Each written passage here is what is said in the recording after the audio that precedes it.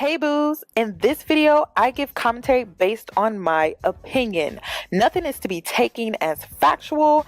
We are just here to have conversation. We don't expose and we don't sip tea on this channel. I'm giving you real talk straight, no chaser. Let's see if you can handle it.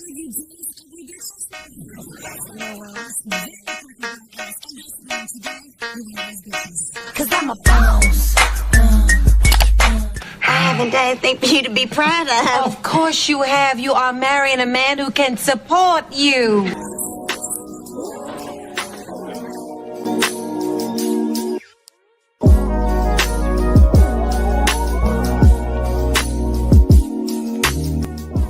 you ever met somebody that you were like, I could marry her? Yes. Okay. I done fucked up so many situations, damn. and I'm honest. Man, it's been so many bomb-ass chicks that come in my life. Like and wives. And I fucked them up. Wow. Why?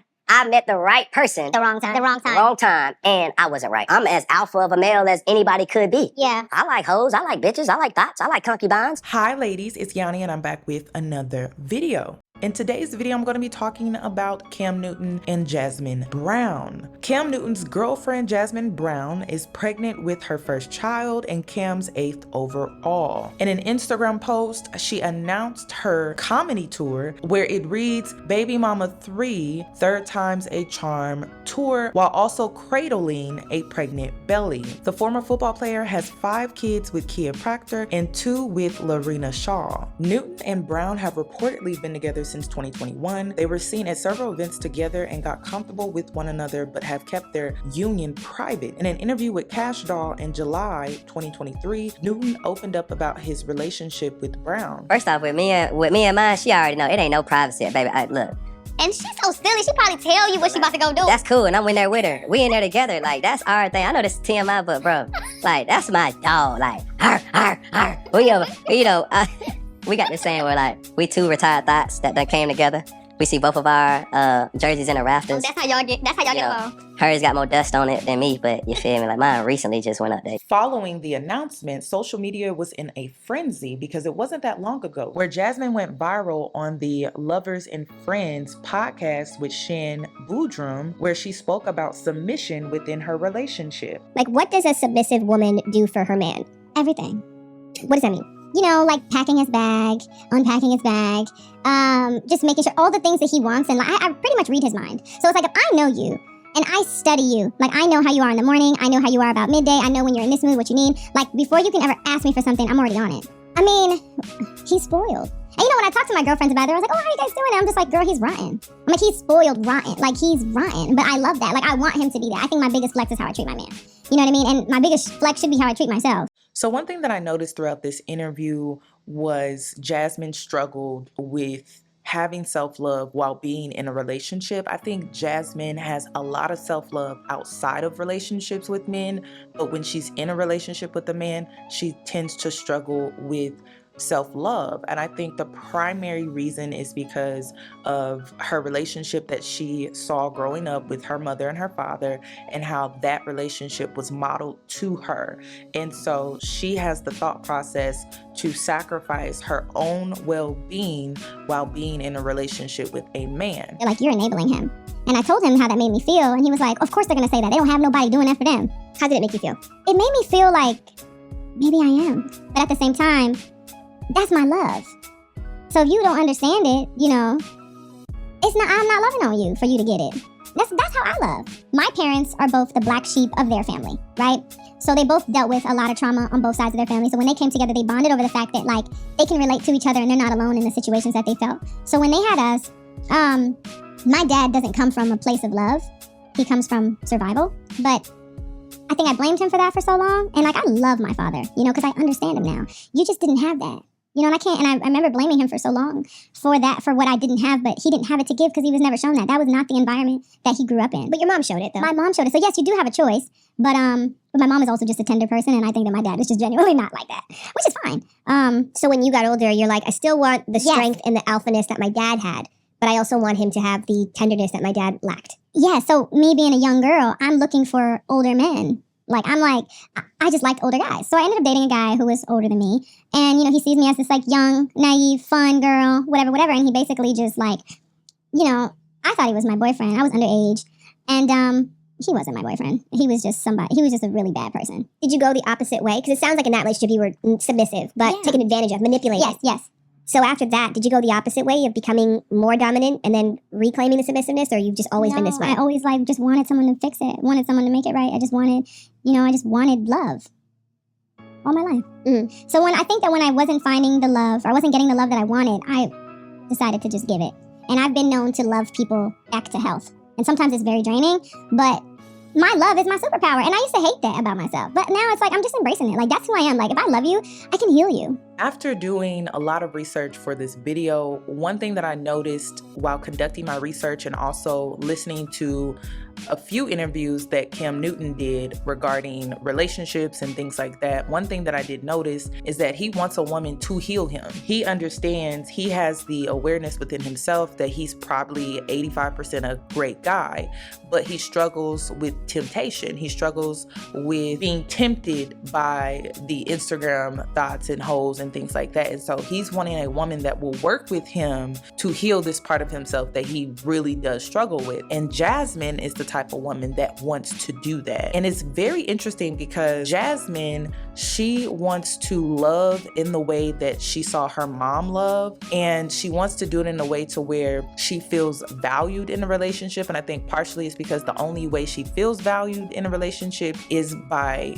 being able to nurture.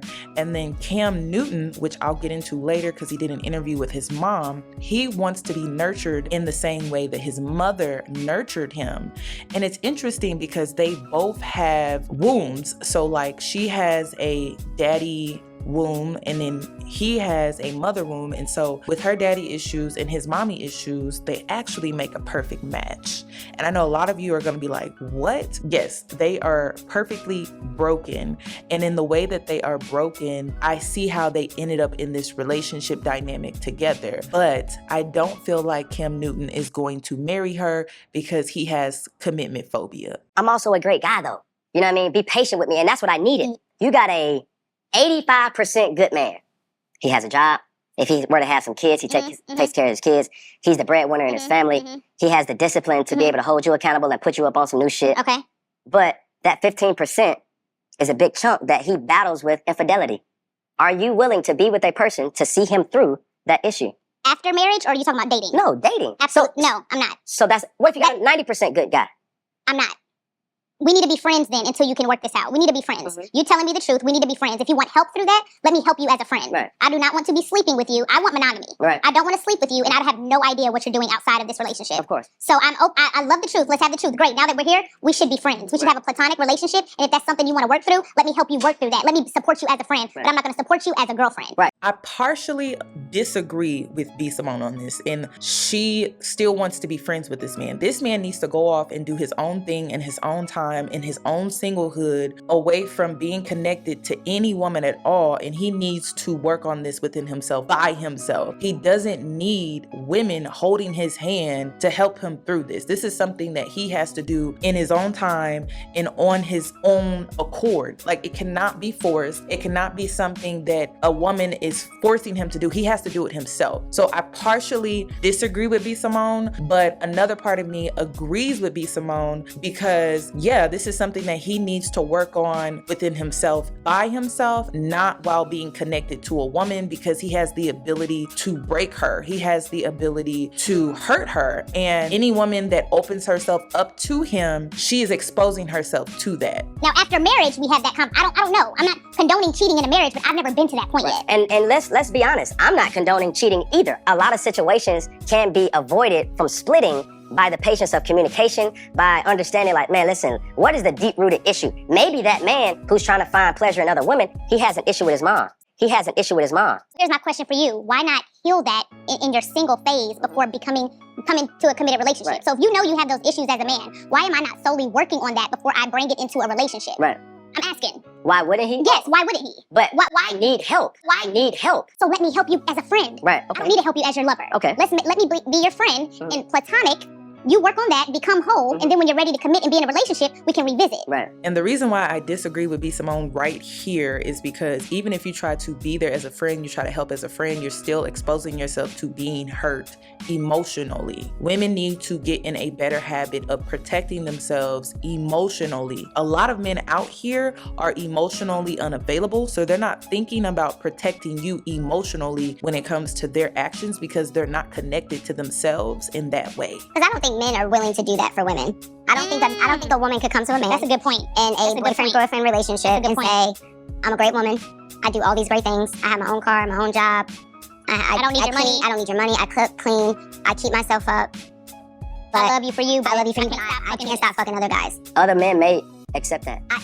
I have never heard of a situation where a man has, or would, that wants to be in a monogamous relationship. Because I hear a lot about men wanting women to be patient with them, but I don't hear it the other way around. Just to make things clear before I get into this tweet, Cam Newton has 6 biological children and then he has 2 non-biological children. Cam Newton has 4 children with former girlfriend Kia Proctor. In 2019, Newton fathered a son with an IG model months before his 4th child with Proctor was born. Cam Newton is a part of the 54% of black men who will never marry. He should lead himself to some self-control. A personal situation for me, my longtime girlfriend at the time, you know, we had a family. And I made a mistake. I hurt her and I jeopardized our family at that time. And I had a child outside of our relationship. And coming from where I come from, being the person who I am, nobody will ever speak on it, you know, because we got a lot of people who are in high powers still make humanistic mistakes. And I can honestly say I made a humanistic mistake. Another Twitter user wrote, all that submission and a baby and not a wedding ring in sight? Woo. Another user said, the way her content changed after meeting him is crazy. Never would have saw her being a 3rd baby mama to a man with 7 kids, ever. I'm the type of person where I don't want you to hurt. I'd rather hurt because I've dealt with hurt and I know how to deal with hurt. But I don't want you. If I love you, I don't want you to feel that. I'll feel that because I know that. Do you feel like that's why you're so outspoken now?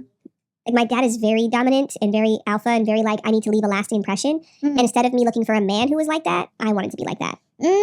So it's similar to, I love that. Because you had a dad who had these qualities and like you were looking for qualities like your dad so that you could be like your mom. And this goes to me studying my person. I have an A+ in his studies because I just know him, you know? And then does he have an A+ in you? I think so. I mean, I think I make it easy for a man to be with me because they don't have to do much. The interesting thing about their relationship dynamic is that she plays the mother role in the relationship, which is what he looks for in a woman, is a woman who mimics his mother. And the reason why this is interesting is because she doesn't expect to receive anything. And the reason is because she wants to play that motherly role. Because when you think of a motherly role, you think of a woman that is giving. Her child can't really give her anything in return because that is her child. They're not in a position to give you anything. So you tend to sacrifice more in motherhood because that child cannot really give you anything back in return. That's what I've learned from you. It's just being resilient, because growing up, I seen you take the back seat to my dad. And that's not to say you're weak. That's not to say you're not capable of being strong and independent.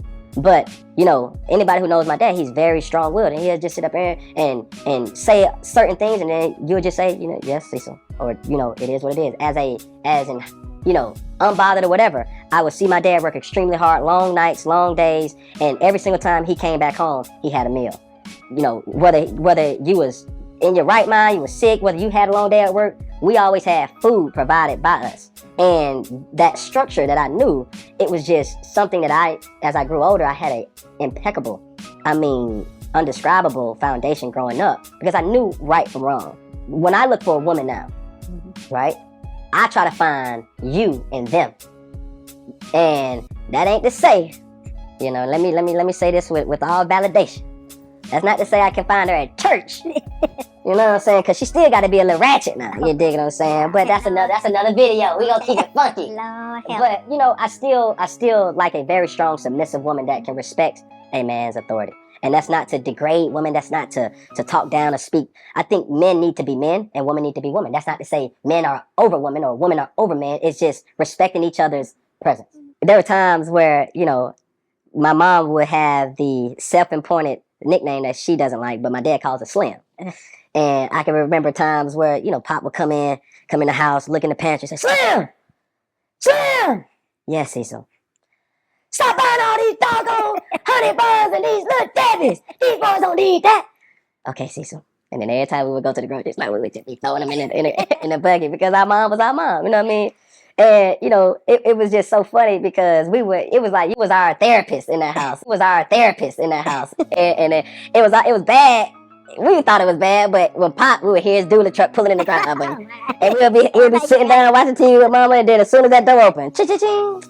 All right, Mom. Everybody automatically knew. Get out of, you know what I'm saying? Get out of Daddy's way, man. Next, I wanted to get into Cam's obvious commitment phobia. I feel like it's pretty obvious, and I'm going to get into why. I'm just going to show some examples of why I feel he has commitment phobia. But outside of the both of them being perfectly broken to where they make a great match, and when I say they make a great match in a toxic relationship, because I don't see this relationship healthy at all. But the way that they were broken as kids, it made them a perfect match in a relationship. I just don't see the relationship lasting. And the reason is because a baby is going to change the dynamic of their relationship, simply being that Jasmine will have to nurture this child. And I don't think that he's going to get enough attention in the way that he was getting it prior to the child. And I think once a woman has a baby with him and they're not as connected, that's where he starts to step out on the women that he has children with. Because once that baby comes, he's not getting the same attentiveness, care, attention overall. He's just not getting that. And that is something that he needs because he is broken, and it's something that he has not healed within himself. And so he tends to lean on women in relationships in a way that is not healthy. So I just don't see the relationship lasting for that reason and that reason only. I think this baby is going to change their dynamic very quickly, honestly. But let's get into the commitment phobia. Outside of his internal issues with his mom and then Jasmine's internal issues with her dad, he has commitment phobia. And I don't know if it's like an identity thing. I think this man struggles with just simply acknowledging that he does not want to be in a committed relationship. He doesn't believe in monogamy, even though he wants the structure that he saw with his mom and his dad. He wants that family dynamic, but it's really not suitable for him because the way his mind thinks and the way that he chooses to carry himself, it's just not of a man that truly wants to be in a committed monogamous relationship. And I think that's just something that he needs to come to terms with within himself. But because he's broken and he knows that he's 85% a great man, because he always talks about how, oh, what about an 85% great guy, but struggles with these things in these areas within his life. He has not came to terms with that because he has not dealt with the brokenness within himself, that he is just not the guy for a monogamous relationship. And in my opinion, I don't see anything wrong with that. I think this is just something that he needs to accept within himself. But let's get into these clips because he did an interview with Brittany Renner and it came out that he is just not a monogamous man. Here's the ring. Like, why didn't you marry her? Like, I'm confused why, because as a baby mama myself, I'm going to put myself in that shoes. It's like, why would you give me a forever commitment, which is a child, versus like, where's my ring? Honestly, that's a great question. And it's kind of moving me because, I just got hot. You feel me? But the thing is, that person that I was while we were having children together, I couldn't be the best husband. I wasn't prepared to be a husband then. Okay. And the hourglass was shrinking for her. And I pride myself on doing this. When me and her was together, Kia, that is, we were both young. There wasn't nothing still, and I say this respectfully, there's still nothing that I would never do for her. Right. But at the same time, the person that she was when I met her, it wasn't the person that she was when I left her. When I met Kia, and I say this protecting her too, she didn't know, she wasn't the one to be like, I want to get married, I want this, I want that. Right. And I was more so the person that, man, my parents been together for 36 years. So I know what marriage looks like. The ups, the downs, the trials and tribulations. My dad is a preacher. Father's a bishop. Hallelujah. You know what I'm saying? And my mom is, only thing she knows is number one, church. And the only thing that she knows is my dad. Right? So that's all. So I know what a woman looks like, a submissive woman that's very strong and independent, what she stands for. Okay. And I seen Kia really evolving into a woman that her standards was like, I ain't just no chick. mama. I ain't just no baby mama, right? And when she kept putting pressure on me, I was like, I don't know if this is what I really want. You know what I'm saying? So selfishly, I was like, all right, well, I'm gonna do this for, that I'm trying to get myself together. And I was in Temptation Island. Yeah. A football player, young. No is not even in my vocabulary, or no is not in the vocabulary of people that's serving or doing or benefiting me or the beneficiaries. And I just find myself in this downward spiral. Yeah. And did she deserve better? I will humbly say yes, she did. And the person that comes into her life and says, you know what, I will accept you for everything, for kids and all, that day's gonna come. And I would just hope that they respect that I'm a hands-on dad first. You feel me? So you're gonna have to see me At some point. at some point, you feel me? Because number one, I still hold some type of contempt to be able to discern for her, I believe, just like she has a right to discern the day when I say, I'm taking somebody serious and I want them to meet our children. So she still has to say, I don't want her around our kids, right? And I will respect that. But at the same time, going back to the person that she was becoming, I was falling deeper into my own selfishness and realizing that I gotta be better. I hope you have the patience, which she did. And she was around me through a lot of success, a lot of downfalls, and I respect her for that to this day.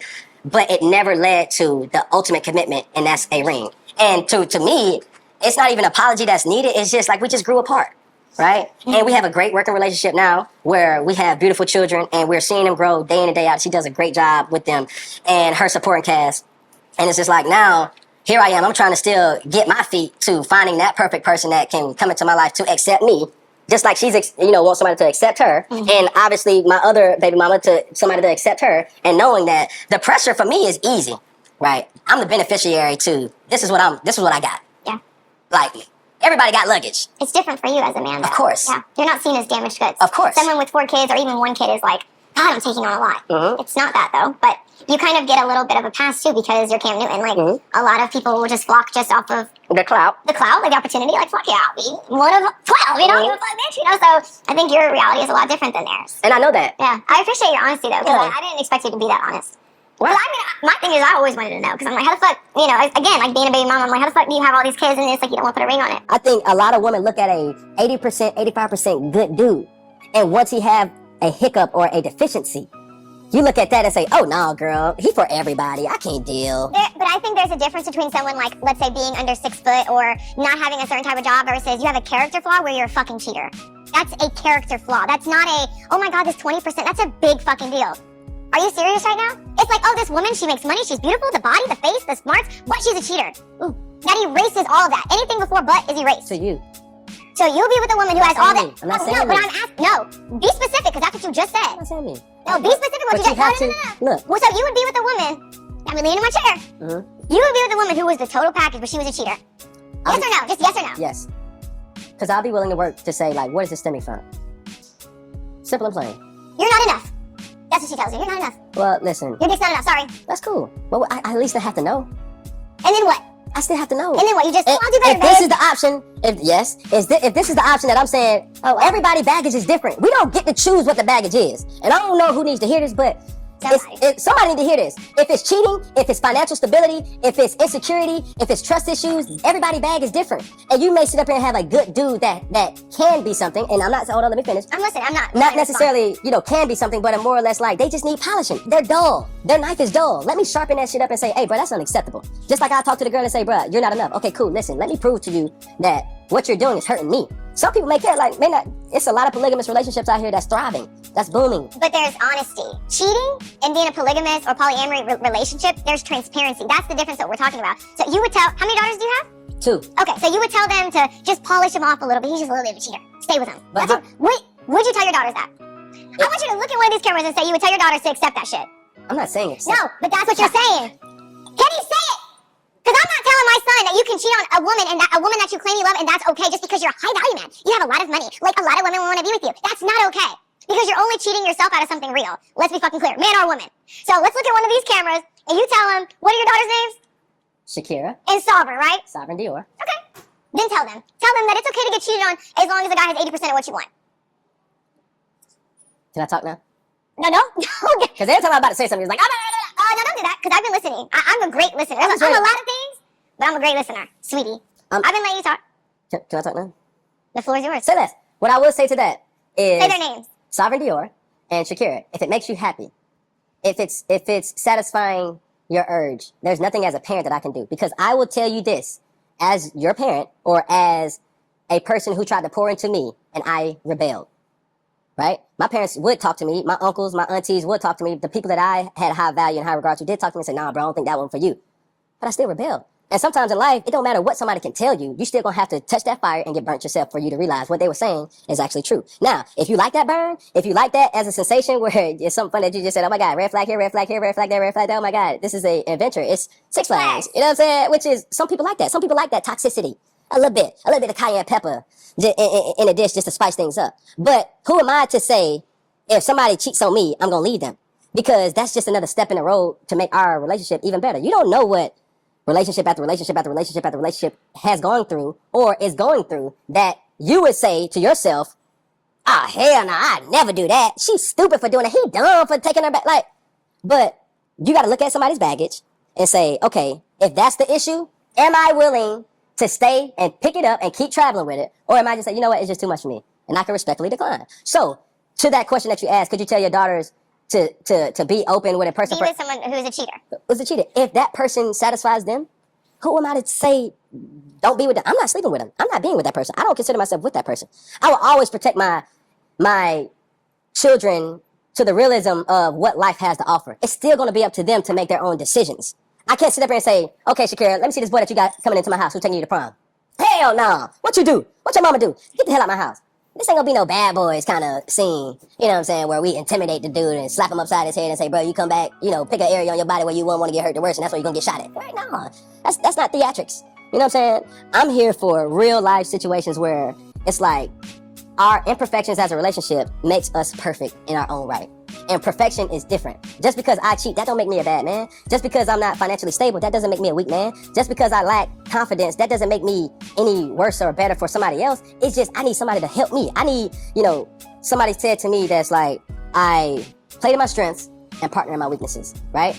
To that, in this situation, it's like, well, I partner in my weaknesses because I want you. I deem that you're strong enough to look past that and help me still. And say, you know what, Cam, what you're giving, it ain't acceptable now. I'm not willing to keep going on, but I'm going to give you this time in hopes that the person that we first started out dating, along the months, weeks, years, days, you end up knowing what I need and knowing that I don't need you to be out here for everybody. Right. So that's all I'm saying. It's not what you're doing. It's, okay, am I willing to pick it up and say, all right, I can deal with that. It's not saying that it's not acceptable at that time. I don't believe for 1 second that he's going to give that advice to his daughters. And the reason is because he doesn't really believe it. In his interview with his mother, he admitted that he knows the difference between right and wrong. So he knows cheating is wrong. So that's not advice that he's truly going to give his daughters. He just needed a reason to justify why he doesn't want to be 100% committed in a relationship. Another thing about Cam is he consistently uses this analogy of being 85% a good man. And it's weird to me because as a professional athlete, he had to show up on the field 100%. He had to perform at 100%. He had to run plays at 100%.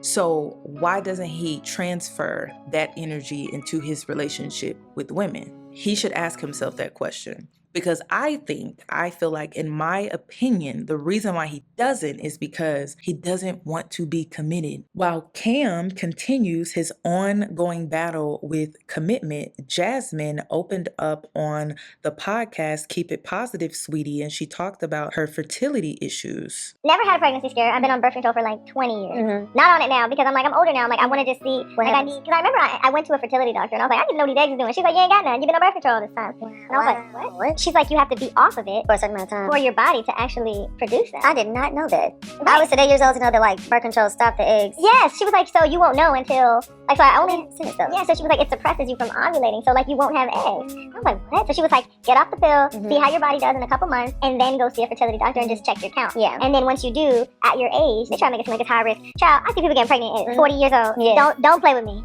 And they're like, because I'm considered high risk now because I'm in my 30s, that I need to freeze them. Yep. I'm at that space. Ticket. It's so expensive. I have a lot of friends that have done Like that. $10,000 a year. Yeah, for just to rent the space to store the eggs, and that doesn't. It's like 20 or 30,000 to do the whole process, and then you have to pay rent for the eggs. So I gotta pay rent. I gotta pay rent in my house. Rent on my Pay house. rent for my eggs? You rent for the future children. Yes. Child, no, but it's a real thing. It's a real thing, and that's something I'm going through as well. Just as I just turned 40 and not being in a relationship, wondering like, is that still in the cards for me? Can I even still have children? Are you on the pill? No, but I haven't sex either. Yeah. You saw my post where Yeah. he was like, I was like, I'm DD, and then I was going to, I having no sex. Yeah, it's a drought. No, I'm not having sex. So like, I Well, just, go see a fertility doctor. yeah, I did get my levels checked, the hormone level that lets you know if you're still like producing eggs at a high rate, and it's very high from our age. Really? Mhm. Where'd you go? Actually, I go to the Healthy Woman. That's where my doctor is, and she checked all the levels. 'Cause I was wanting to know before I went to a fertility doctor. I was like, is there something that you can do to let me know? So there's levels to it. Oh yeah. Okay, yeah. So that was included in my PAP. She did that when I did my PAP. And I checked for like fibroids and all that stuff. Yeah, fibroids. Yeah, I have one. But she said she's like, honestly, she's like, it's so small. I wasn't even worried about it, but it's just like, she was doing my PAP and she was like, let me give you an ultrasound. And I was like, then she showed it to me and it was so tiny and she's like, I'm thinking like, how did you feel that? Yeah. But if you're trained to do that. Yeah, you know what to, yeah. But no, never been pregnant before. So it seems like Jasmine may have given into the pressure of getting older and wanting children, and so she just gave into Cam and became the third baby mama. But this is my full breakdown regarding their relationship. Like I said, I don't think that this relationship is going to last, not because they don't have good chemistry, not because they don't have fun together, but I think it's because of their brokenness, and I don't think it's going to last while trying to raise a child together, because Cam needs a lot of attention, and I don't think that she's going to be able to sustain that while entering motherhood and somehow still being able to take care of herself and her child while also giving a lot of attention to her man that needs it, because he can't draw it from himself. He can't support himself. He can't self-nurture himself. So because of that, I think that's just going to cause friction in their relationship. So that's pretty much all that I have regarding this video. If you could give the video a thumbs up, I would greatly appreciate it. If you're new here, subscribe, hit the notification bell so that you are notified for when I upload, and I hope to see you in my next one.